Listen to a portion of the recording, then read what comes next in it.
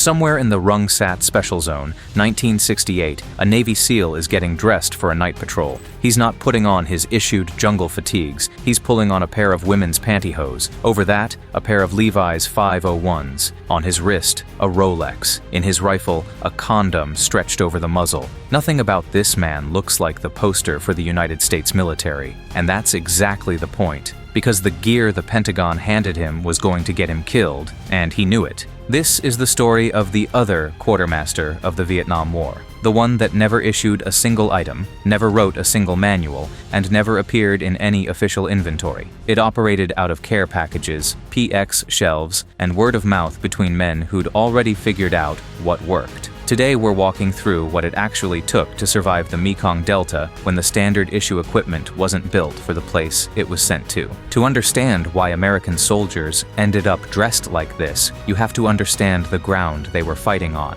The Mekong Delta and the Rungsat Special Zone, a roughly 400 square kilometer tangle of tidal rivers, mangrove swamp, and mud southeast of Saigon, bore almost no resemblance to the terrain U.S. equipment had been designed around. American gear in the 1960s was still, in large part, a descendant of doctrine built for Europe and Korea: cold, dry, open ground, or at worst, temperate mud. The Delta was neither cold nor dry, and its mud didn't behave like European mud. It was tidal. It rose and fell with the moon, twice a day, turning solid ground into swamp and back again.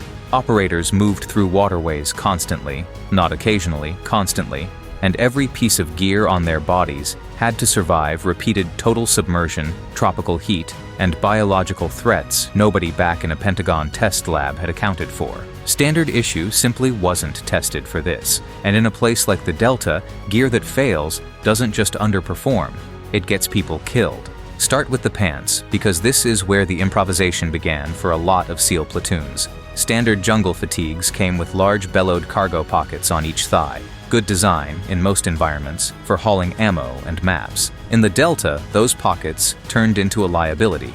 Every time a man crossed a canal, they filled with water and mud, and the mud didn't drain back out. It just sat there, adding weight to both legs and slowing a man down at the exact moments. An ambush, a contact, when a half second of extra drag could be fatal.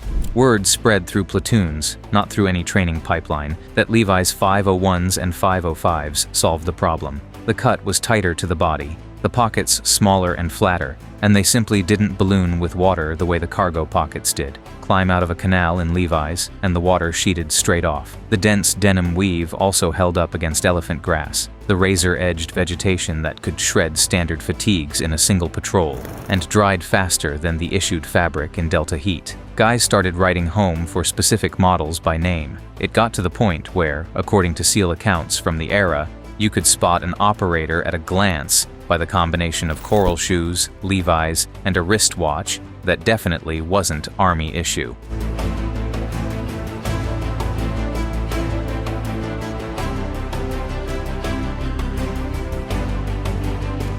The civilian look had, in a strange way, become the uniform of the most elite operators in the theater. The jeans solved a drainage problem. They didn't solve the leech problem. And the Delta's leech population was not a minor inconvenience. It was aggressive, it was constant, and it actively sought out warm bodies moving through the water. Loosely woven standard fatigues gave leeches plenty to work with. Gaps at the cuffs, gaps at the waist, and a weave they could simply push through. Men coming out of an insertion sometimes had to deal with dozens of leeches before they'd taken a single step on dry ground, which, on a mission where silence and speed mattered, was its own kind of tactical problem. The fix came from an unlikely direction: women's nylon pantyhose, worn underneath the jeans. The mesh was tight enough that leeches couldn't get a bite through it, smooth enough that they couldn't get traction to crawl, and, critically, it hugged the leg with no gap at the waistband, which closed off the entry point standard trousers left wide open. Layer pantyhose under Levi's, and you had a barrier the Delta's leeches genuinely couldn't get through. It looks absurd on paper. In practice, it was one of the more effective pieces of applied problem-solving to come out of the entire war. While we're on the subject of things SEALs bought themselves rather than drew from supply, It's worth mentioning the watch, because the logic behind it is identical even though the problem is completely different. Coordinating an insertion, an exfil window, or supporting fire in the Delta meant timing had to be exact. 30 seconds off could mean missing a pickup, or walking into fire meant for someone else. Standard military watches of the period weren't holding up to that standard, especially under constant submersion. So operators bought their own, typically Rolex submariners or sea dwellers, rated for depths well beyond anything the Delta could throw at them, mechanically reliable with no battery to fail, and legible in the dark. It wasn't about luxury. It was the same rule that governed the jeans and the pantyhose. If the issued equipment can't handle the environment, you replace it yourself, out of pocket, and you don't wait for a requisition form. Move away from the SEALs for a moment, because regular infantry units were fighting the same environment and hitting the same walls. One of the biggest, and least talked about, was feet. Standard boots were leather and canvas. Standard socks were cotton. Cotton holds water against skin instead of moving it away. And in a place where soldiers' feet were wet for days at a stretch, that produced immersion foot, essentially the same condition, trench foot, that crippled soldiers in the flooded trenches of the First World War. The fix bypassed the supply chain entirely. Soldiers started asking for socks in their care packages instead of snacks, specifically wool or all-nylon socks, neither of which the Army was issuing in any real quantity. Wool keeps insulating even wet and pulls moisture off the skin.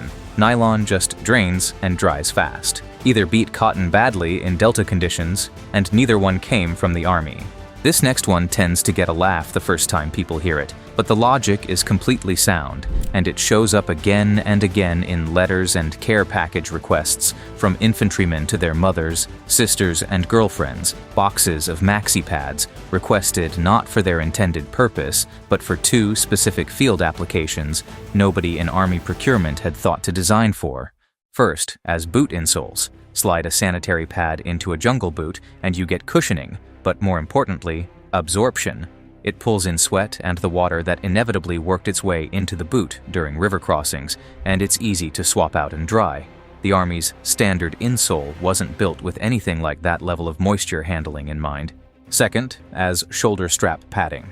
An infantryman humping 60 to 80 pounds of gear had all of that weight riding on two thin strips of canvas, webbing across his shoulders. After hours of movement, that webbing dug into the trapezius and collarbone hard enough to break skin. The adhesive backing on a sanitary pad stuck straight onto the underside of the strap, spreading the pressure over a wider area and cutting the friction. It was, functionally, improvised load-bearing padding made from the most absorbent adhesive-backed material available in-country, which happened to be designed for an entirely different purpose. There's a piece of American slang that traces its roots directly to this same period for the same reasons. Going commando, choosing to skip underwear entirely, became common terminology during and after Vietnam because standard-issue cotton underwear, in sustained heat and humidity, turned into exactly the kind of environment that breeds infection. It stayed wet, trapped heat, caused friction with every step, and produced rashes and fungal infections that showed up often enough in medical logs to be recognized as an operational issue, not just a nuisance. For a lot of men, the simplest fix was to stop wearing any at all. No fabric meant no trapped moisture and no friction point. For those who wanted a layer anyway, the request that went home was specific: silk or nylon, not cotton. The same women's undergarments the Viet Cong were independently cutting from captured parachute silk for the same reason. Neither material holds water, and both dry almost instantly. It made for some genuinely awkward letters home, and more than a few family stories that get told a little differently depending on who's telling them. But the engineering behind it held up. Of all the field modifications from this war, the one that shows up most often in the historical record is probably the condom stretched over the muzzle of an M16. To understand why it mattered this much, you need to understand what was actually wrong with the early M16. The rifle American troops carried into Vietnam in 1965 and 66 before the M16A, one modifications arrived in 1967, had a well-documented reliability problem. Its gas-operated action, part of what made it light and accurate, was highly intolerant of fouling. Mud in the barrel from a low crawl, water from a canal crossing, debris from a fall. Any of it could jam the weapon and, in the worst cases, cause it to fail catastrophically when fired. A rifle that might not fire when you need it isn't a rifle you can trust your life to. The workaround was almost embarrassingly simple. An unlubricated condom stretched tight over the muzzle. It sealed the barrel against water, mud, and debris through every river crossing and every crawl through the muck, and when contact happened, a soldier could fire straight through it without pausing to remove it. The barrel stayed clean during movement, and the weapon worked exactly when it needed to.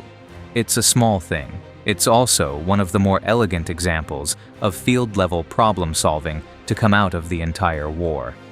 The most extreme version of all this improvisation belonged to MACV SOG, the reconnaissance teams running deep into contested and enemy-controlled territory, often across the border, where contact with the enemy wasn't a possibility to plan around. It was close to a certainty.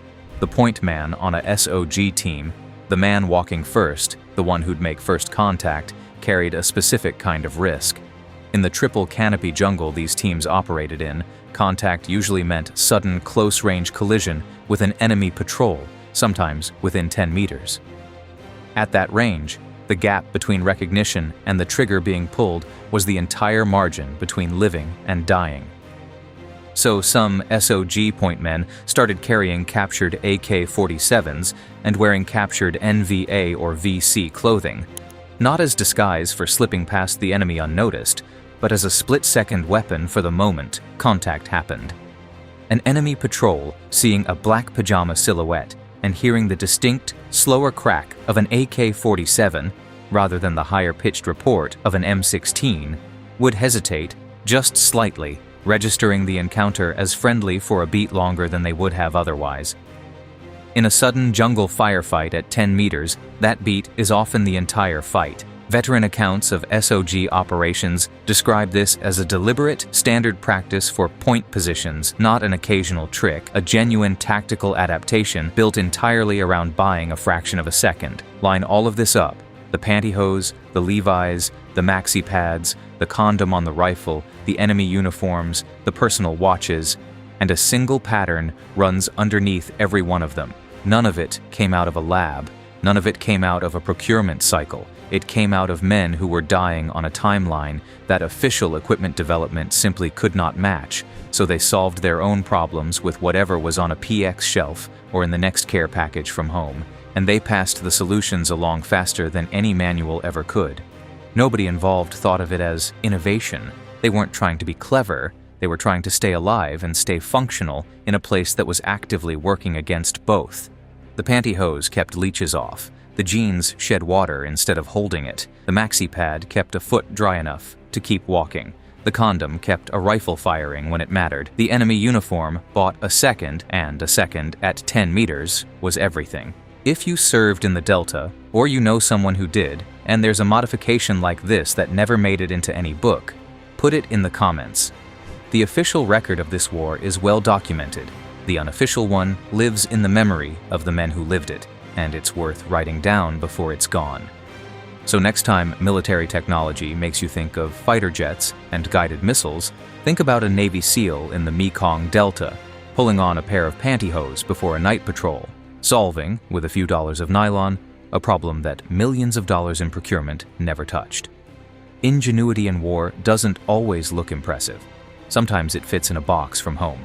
If this was worth your time, share it. This is a piece of history too strange and too human to stay buried. Sources are in the description. Subscribe for the stories that don't make it into the textbooks.